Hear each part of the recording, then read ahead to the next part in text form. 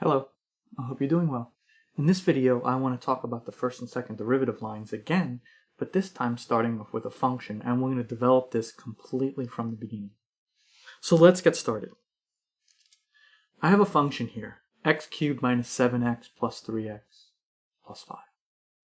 I want to figure out the critical values for the first derivative, the second order critical values for the second derivative.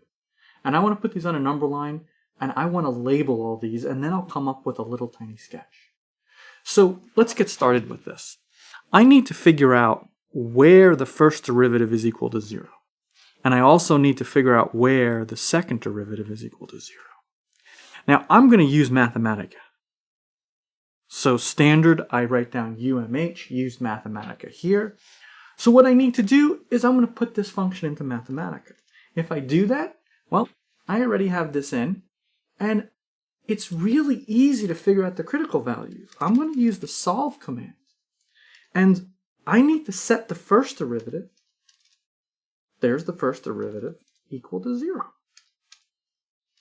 And I can solve for the critical values here. So my critical values, they look kind of complicated. I'm going to do decimal versions of these. The easiest way to do a decimal version is to put an n in front of the solve, a capital N that is. And I wind up getting two answers. So I'm going to go and I'm going to write those on my piece of paper. So my critical values are x equals 0.225 and 4.44. These are my critical values. So I'm going to work with these first, and then we'll come back and look at the second derivative. So my first derivative line,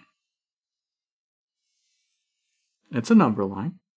It has two values on it, 0.225 and 4.44. What I need to do is I need to pick test values for these 1, 2, 3 different intervals that this is broken into. So my test values. Well, pick a number over here. Anything that's less than 0.225, I'm going to pick 0. Any number between these, I'm going to pick 2. A number bigger than 4.44, I'm going to pick 5. Now these numbers have to get plugged into this function right here, which is the first derivative. Again, I am going to use Mathematica to do our little computations. So going over to Mathematica really quickly again, I can type in f prime of, now I'm going to put in a list of things. I'm going to put a 0, a 2, and a 5. A 0, a 2, and a 5. I'm going to close my list up. And now I'm going to evaluate this again, and I get 3 numbers. The thing that's important about these 3 numbers is the sign. Is it positive or is it negative? The 0 produced a positive 3. I'm going to put a plus up there. The 2 produced a negative 13, which is negative. And then I have a positive over here. Now, just to put all the work in here, a 3, a 13, and an 8. Now, what does this plus mean? This means f is increasing. This one, f is decreasing. F is increasing. Please put those in there. If you don't, this is not a labeled first derivative line, and that's going to cause some trouble. So what about the second derivative line? It's going to be very similar. We're also going to have test values. So the easiest way to do this, again, let's go into Mathematica, and I'm going to put in a 4th line here. I want to use the solve command again, and this time, the second derivative is going to be set equal to 0, and we're going to close this up. Now what's going to happen here, I'm going to stop a little bit, and this is going to get very crowded. One thing I can do is I can put a semicolon on the things that I don't want to see again. I'm already done with the first derivative things. I already wrote that on my sheet of paper here. So if I put that semicolon in there, it suppresses some of the output. 7/3. That looks like 2 1/3. If you want to get it into decimal form, put an n in front of this. It should be 2.33. So my critical values, well, my second order critical value, x is equal to 2.33. And that's my, what I call the second order critical values. I want to put this, ooh, that does not look like a 3, my bad. I want to put this 2.33, well, it's going to be somewhere in between the first two critical values.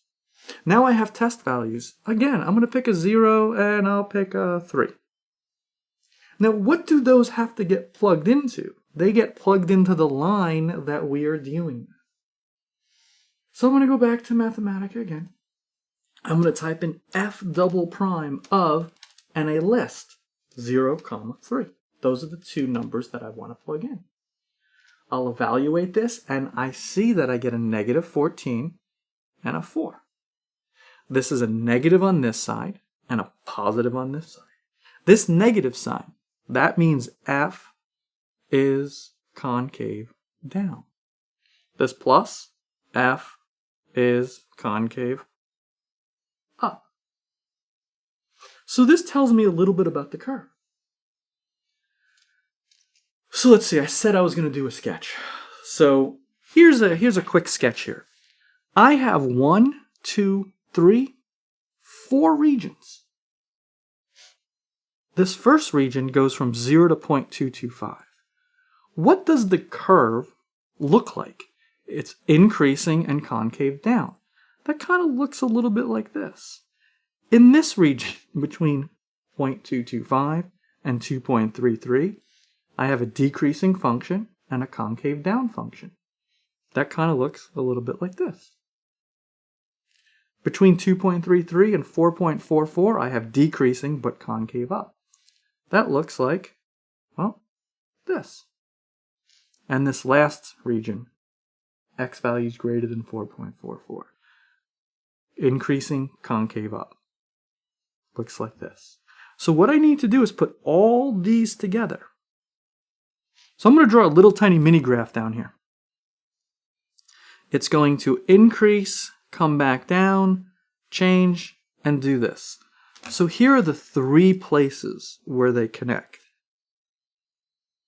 I have this curve right here, this curve right here, this piece, that's that piece, and this last piece, that's this. This x value is 0.225. This x value is 2.33. This x value is 4.44.